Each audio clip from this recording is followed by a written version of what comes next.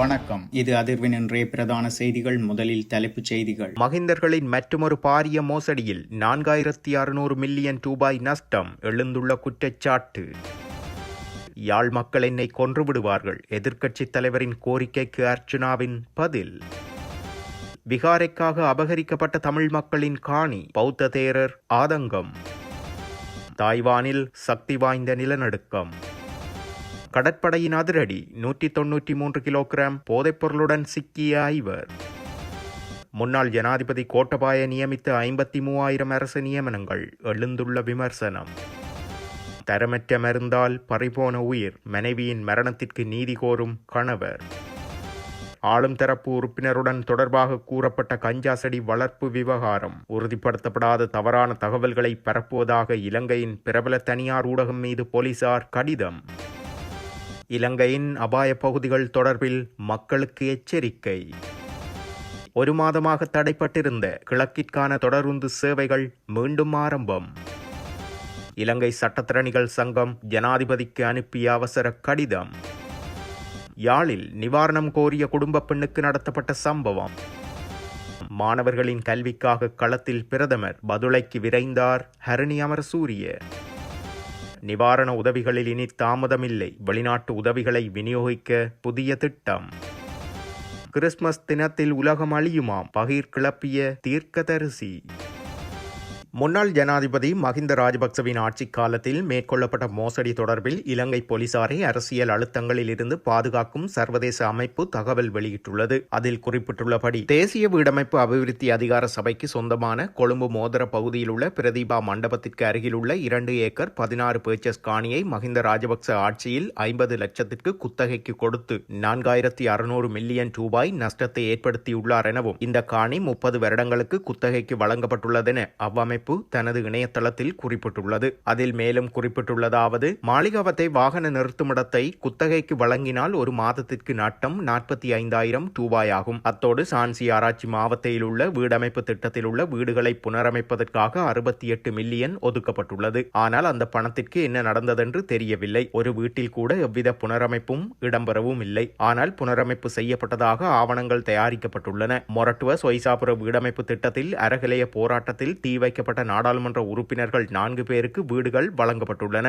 ஆயினும் இவர்கள் குறித்த பாதிப்புக்காக பல கோடி ரூபாய்கள் நட்டமாக பெற்றுக் கொண்டவர்களாவர். இவர்கள் மக்களின் பணத்தை தங்களின் பரம்பரை சொத்துகளாக பகிர்ந்து கொண்ட விதங்கள்தான் இவை எனவும், இந்த பாதிப்புகளையே மக்கள் இன்று அனுபவிப்பதாக போலீசாரை அரசியல் அழுத்தங்களிலிருந்து பாதுகாக்கும் சர்வதேச அமைப்பு தெரிவித்துள்ளது. இது இவ்வாறு இருக்க, முன்னாள் ஜனாதிபதி கோட்டபாய ராஜபக்ச அரசு நியமனம் வழங்கிய 53,000 பட்டதாரிகளுக்கு தற்போதைய அரசாங்கம் அநீதி இழைப்பதாக இலங்கை பட்டதாரிகள் சங்க தலைவர் கணேசன் அனீரன் தெரிவித்துள்ளார். பாடசாலைகளின் அபிவிருத்தி உத்தியோகத்தர்களாக இருந்து ஆசிரிய பணி புரிந்து வருகின்ற பட்டதாரிகளது நிரந்தர ஆசிரியர் நியமனம் மறுக்கப்பட்டு ஏனைய திணைக்களங்களுக்கு மாற்றுவதற்கு கல்வி அமைச்சு ஏற்பாடு செய்து வருகிறதெனவும், இதற்கு எதிர்ப்பு தெரிவித்து கடந்த 23ஆம் திகதி மட்டக்களப்பு மனித உரிமைகள் ஆணைக்குழுவில் இலங்கை பட்டதாரிகள் சங்க தலைவர் கணேசன் அனீரன் தலைமையில் பட்டதாரிகள் முறைப்பாடு செய்துள்ளனர். இதன்போது ஊடகங்களுக்கு கருத்து தெரிவித்த இலங்கை பட்டதாரிகள் சங்க தலைவர் கணேசன் அனீரன், கடந்த 6 வருடங்களாக பாடசாலைகளின் அபிவிருத்தி உத்தியோகத்தர்களாக இணைக்கப்பட்டு ஆசிரியர் பணிபுரிந்து வருகிறோம். அந்த வகையில் கடந்த அரசாங்கத்தால் இழைக்கப்பட்ட அநீதிகளுக்கு சட்ட ரீதியாக நடவடிக்கை கடந்த வருடம் மேற்கொண்டிருந்தோம். அந்த வகையில் கடந்த அரசாங்கம் பாடசாலையில் இணைக்கப்பட்டு ஆசிரியர் பணியை ஆற்றிக் கொண்டு வருகின்ற அபிவிருத்தி உத்தியோகத்தர்களுக்கு ஒரு இணக்கப்பாட்டின் அடிப்படையில் ஒரு தீர்வை தர இருந்தது. இருப்பினும் ஆட்சி மாற்றத்தின் பிற்பாடு தற்போதைய அரசாங்கம் பாடசாலையில் இணைக்கப்பட்டு ஆசிரியர் பணியை ஆற்றிக் கொண்டு வருகின்ற பட்டதாரிகளை நிரந்தர ஆசிரியர் சேவைக்கு உள்வாங்க பல விடயங்களை கூறிக்கொண்டிருக்கிறதெனவும் அவர்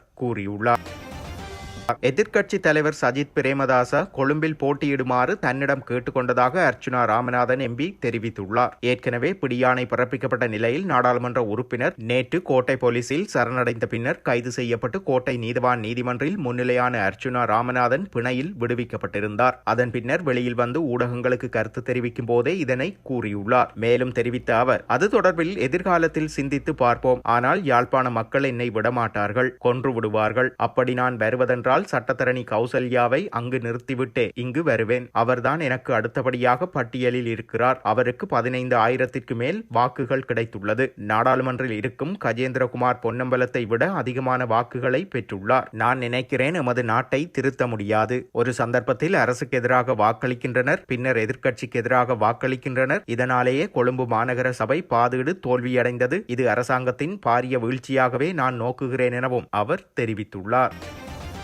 தையிட்டியில் அமைக்கப்பட்டுள்ள திஸ்ஸ விகாரை காணி காங்கேசன் துறையில் உள்ள மக்களுக்கு சொந்தமானதாகும் என நாகதீபம் ரஜமகா விகாரையின் விகாராதிபதி நவதகல பதும தேரர் தெரிவித்துள்ளார். தையிட்டி திஸ்ஸ விகாரை தொடர்பில் கருத்து தெரிவிக்கும் போதே அவர் இதனை குறிப்பிட்டுள்ளார். தொடர்ந்து பேசிய அவர், தையிட்டியில் தற்போது அமைக்கப்பட்டிருக்கும் விகாரைக்கு அருகிலேயே உண்மையான திஸ்ஸ விகாரை அமைந்துள்ளது. அது நாகதீப ரஜமகா விகாரைக்கு சொந்தமானது. யுத்தம் நடைபெற்ற காலத்தில் பொதுமக்களின் காணியை அடாவடியாக பிடித்து சட்டவிரோதமாக அமைக்கப்பட்டதாகும். யுத்த காலத்தில் இருந்து வாழ்ந்து வரும் எனக்குத்தான் இது தொடர்பில் நன்றாக தெரியும். பெரும்பான்மை மக்கள் குழப்பமடைய தேவையில்லை. இது தொடர்பில் ஆராய்ந்து பார்த்து செயற்பட வேண்டும். இதற்கு மேலும் உரமூட்டுவதற்காக மகாநாயக்கர்கள் சட்டவிரோத திஸ்ஸவிகாரையின் தேரருக்கு வடக்கு மாகாண சங்கநாயக்க தேரர் பதவி வழங்கப்பட்டுள்ளது. இவர் பௌத்த தேரர் பதவிக்கு வந்து 10 வருடங்கள் கடந்துள்ள நிலையில் இந்த பதவி வழங்குவது பௌத்த மதத்திற்கு விரோதமானது. நாங்கள் நாகதீப ரஜமகா விகாரையில் 53 வருடங்களாக தமிழ் மக்களுடன் சாந்தி சமாதானத்துடன் வாழ்ந்து வருகிறோம். இங்குள்ள தமிழ் சகோதரர்களுக்கு தெரியும், இங்கு புதிய தேரர்கள் வந்து மக்களின் காணிகளை அடாவடியாக பிடித்துக் கொண்டு விகாரைகளை அமைத்து வருகின்றனர். இதற்கு மகாநாயக்கர்களின் உதவியும் கிடைக்கிறது. தமிழ் மக்களை சமாதானமாக வாழும் மக்களாகவே நான் பார்க்கிறேன். அப்படி இல்லாவிட்டால் என்னால் இவ்வளவு நாள் இங்கு இருக்க முடியாது. அரசாங்கம் இது தொடர்பில் தலையிட்டு நடவடிக்கை எடுக்க வேண்டும் என்பதே எனது எதிர்பார்ப்பாகும் எனவும் அவர் குறிப்பிட்டுள்ளார்.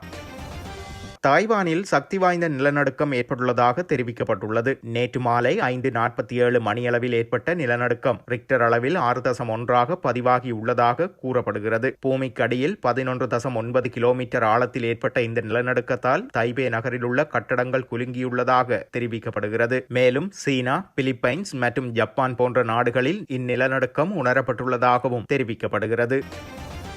இலங்கைக்கு தெற்கே ஆழ்கடல் பகுதியில் கடற்படையினர் முன்னெடுத்த விசேட நடவடிக்கையின் போது சுமார் 193 கிலோகிராம் ஐஸ் மற்றும் ஹெரோயின் போதைப் பொருளுடன் 5 சந்தேக நபர்கள் கைது செய்யப்பட்டுள்ளனர். 11 பொதிகளில் பொதி செய்யப்பட்டிருந்த இந்த போதைப் பொருட்கள் உள்நாட்டு பல நாள் மீன்பிடி படகு ஒன்றின் மூலம் கடத்தப்பட்ட போது கைப்பற்றப்பட்டுள்ளன எனவும் குறிப்பிடப்படுகிறது. மேலும் கைப்பற்றப்பட்ட படகுகள் சந்தேக நபர்களுடன் திக்கோவிட்ட மீன்பிடி துறைமுகத்திற்கு அழைத்து வரப்பட்டுள்ளனர். அங்கு போலீஸ் போதைப் பொருள் தடுப்பு பிரிவினரால் முன்னெடுக்கப்பட்ட விசேட சோதனையில் சுமார் 172 கிலோகிராமுக்கும் அதிகமான ஐஸ் மற்றும் 21 கிலோகிராமுக்கும் அதிகமான ஹெரோயின் போதைப் பொருளும் இருப்பது உறுதி செய்யப்பட்டுள்ளது.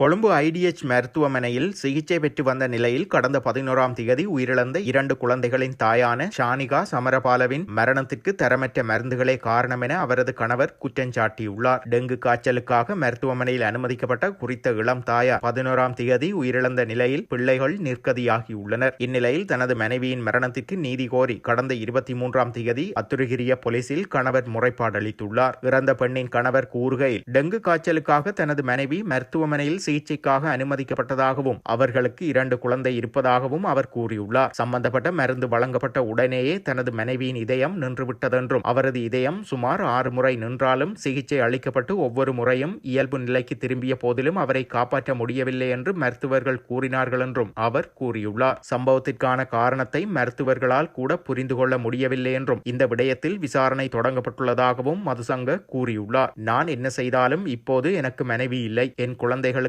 அம்மா இல்லை. எனவே இதுபோன்ற சம்பவங்கள் மீண்டும் நிகழாமல் தடுக்க முறையான விசாரணை நடத்தப்பட வேண்டும் என்று அவர் வலியுறுத்தியுள்ளார்.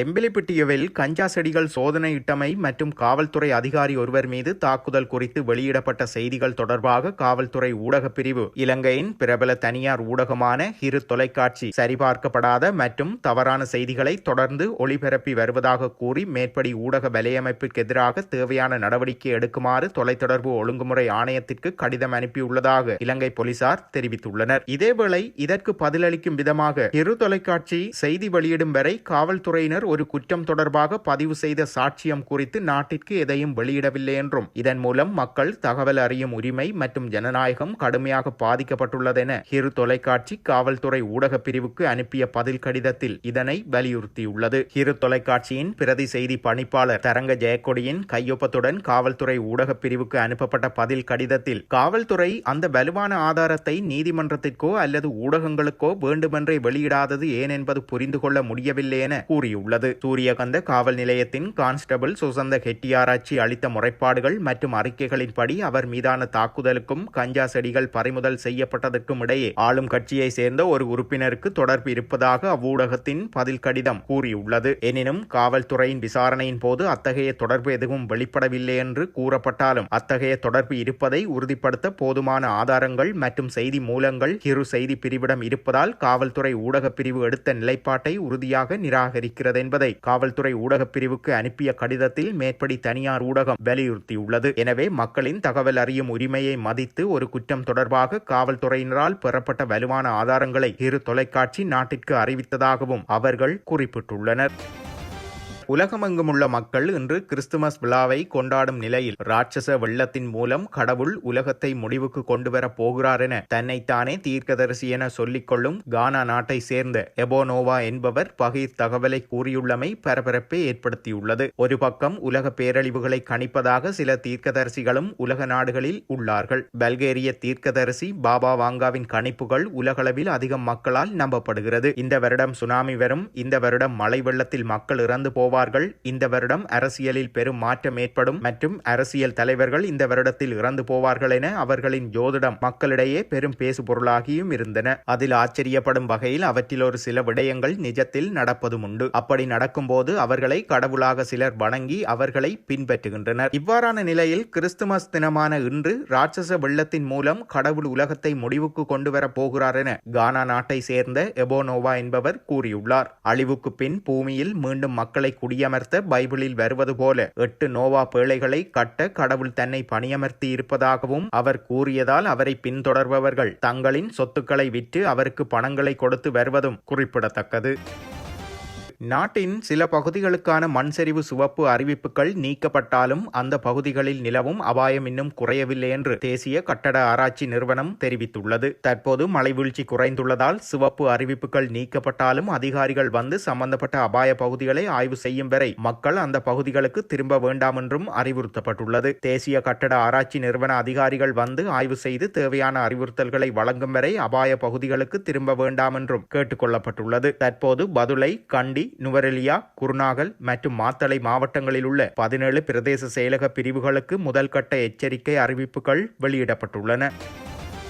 மட்டக்களப்பிலிருந்து திருமலை கொழும்பு தொடருந்து சேவைகள் மீண்டும் நேற்றைய தினம் ஆரம்பிக்கப்பட்டுள்ளன. அரசாங்கத்தின் துரித முயற்சியால் ரீபில்ட் ஸ்ரீலங்கா திட்டத்தின் ஒரு கட்டமாக சேதமடைந்த தொடருந்து பாதை திருத்த பணிகள் நிறைவடைந்ததன் பின்பு கடந்த சில நாட்களாக பரீட்சாத்த சேவைகள் முன்னெடுக்கப்பட்டு வந்தன. இதனையடுத்து நேற்று அதிகாலை 5 மணிக்கு மட்டக்களப்பில் இருந்து கொழும்புக்கான உதயதேவி சேவை மீண்டும் ஆரம்பிக்கப்பட்டுள்ளது. அத்துடன் திருகோணமலையில் இருந்து கொழும்புக்கான சேவையும் ஆரம்பிக்கப்பட்டுள்ளது. மட்டக்களப்பில் இருந்து செல்லும் பயணிகள் கல்லோயா சந்தியில் இறங்கி திருமலையில் இருந்து வரும் கொழும்புக்கான தொடரூந்தில் மாற வேண்டும். இதேவேளை மாகோவில் இருந்து மட்டக்களப்புக்கான சரக்கு மற்றும் எரிபொருள் சேவைகளும் நேற்று முதல் மீண்டும் முன்னெடுக்கப்பட்டதாக தொடரூந்து திணைக்கள அதிகாரிகள் தெரிவித்துள்ளனர்.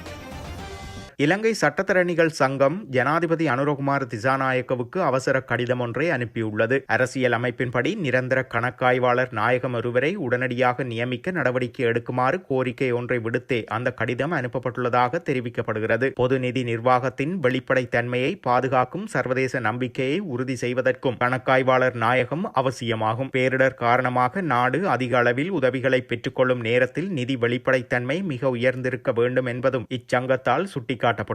முன்னாள் கணக்காய்வாளர் நாயகம் 2025 ஏப்ரல் மாதம் ஓய்வு பெற்றதிலிருந்து நிரந்தரமாக ஒருவர் நியமிக்கப்படவில்லை என்பதை அச்சங்கம் வலியுறுத்தியுள்ளது. மேலும் அனைத்து அரசு நிறுவனங்களின் பொறுப்புணர்வை உறுதி செய்வதில் கணக்காய்வாளர் நாயகம் பதவி முக்கிய பங்கு வகிக்கிறதெனவும் ஜனாதிபதியால் முன்மொழியப்பட்ட பெயர்கள் அரசியலமைப்பு சபையில் பெரும்பான்மையை பெறவில்லை. அதனால் அரசியல் சார்பற்ற துறையில் நிபுணத்துவம் மற்றும் சுதந்திரமாக இயங்கக்கூடிய சபையின் பொது ஒருமித்த கருத்தை வெல்லக்கூடிய ஒருவரை நியமிக்க வேண்டுமென்று அந்த கடிதத்தில் தெரிவிக்கப்பட்டுள்ளது. யாழ்ப்பாணம் வடமராட்சி கிழக்கு வத்திராயன் பகுதியில் வெள்ள நிவாரணம் கோரிய குடும்ப பெண் மீது முறைப்பாடு அளிக்கப்பட்டுள்ளது. சம்பவம் குறித்து தெரிய வருகையில், யாழ் வடமராட்சி கிழக்கு வத்திராயன் பகுதியில் வெள்ளத்தால் பாதிக்கப்பட்ட சில குடும்பங்கள் கிராம சேவையாளர் மீது ஊடகங்கள் வாயிலாக குற்றம் சாட்டியிருந்தன. இதன்போது ஊடகங்களிடம் கருத்து தெரிவித்த பெண் ஒருவர் அப்பகுதி கிராம அபிவிருத்தி சங்க தலைவர் பக்கச்சார்பாக மக்களை வழிநடத்துவதாக குற்றம் சாட்டியிருந்தார். இதற்கு எதிராகவே மருதங்கேணி போலீஸ் நிலையத்தில் முறைப்பாடு அளிக்கப்பட்டுள்ளது. அண்மையில் இந்த செய்தியை சேகரித்த ஊடகவியலாளர் மீதும் வத்திராயன் கிராம அலுவலர் போலீஸ் நிலையத்தில் முறைப்பாடு அளித்துள்ளமையும் குறிப்பிடத்தக்கது.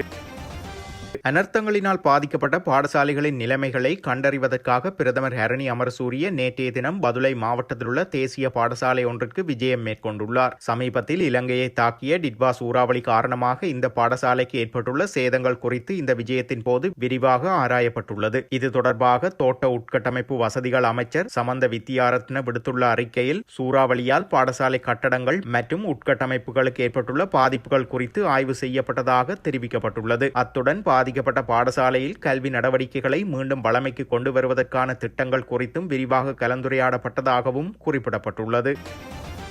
டிட்வா புயல் அனர்த்தத்திற்கு பின்னரான வெளிநாட்டு நிவாரண உதவிகளை பாதிக்கப்பட்ட சமூகங்களுக்கு காலதாமதமின்றி திறம்பட வழங்குவது தொடர்பில் அரசாங்கம் கவனம் செலுத்தியுள்ளது. வெளிநாட்டு மனிதாபிமான நிவாரண உதவிகள் தொடர்பான ஒருங்கிணைப்புக்கான உயர்மட்ட குழுவின் 5வது கூட்டத்தின் போது இதுகுறித்து விரிவாக கலந்துரையாடப்பட்டுள்ளது. பிரதி பாதுகாப்பு அமைச்சர் அருண ஜெயசேகரவின் அலுவலகத்தில் இந்த கூட்டம் நடைபெற்றுள்ளது. இக்கூட்டத்தில் இலங்கைக்கு கிடைக்கும் வெளிநாட்டு மனிதாபிமான நிவாரண உதவிகளின் முகாமைத்துவம், ஒருங்கிணைப்பு மற்றும் பயனுள்ள விநியோக முறைகளை மேலும் வலுப்படுத்துவது தொடர்பில் விசேட கவனம் செலுத்தப்பட்டதாக பாதுகாப்பு பிரதி அமைச்சு அறிவித்துள்ளது. அத்துடன் மாவட்ட செயலாளர்களின் மூலம் தேவைகள் மதிப்பீடு செய்யப்பட்டு பிரதேச செயலாளர் பிரிவுகளுக்கு நிவாரண உதவிகளை வழங்குவது குறித்தும் இதன்போது கலந்துரையாடப்பட்டுள்ளது. இத்துடன் செய்திகள் நிறைவடைகின்றன. மறக்காமல் அதிர்வு சேனலை லைக் மற்றும் சப்ஸ்கிரைப் செய்து கொள்ளுங்கள்.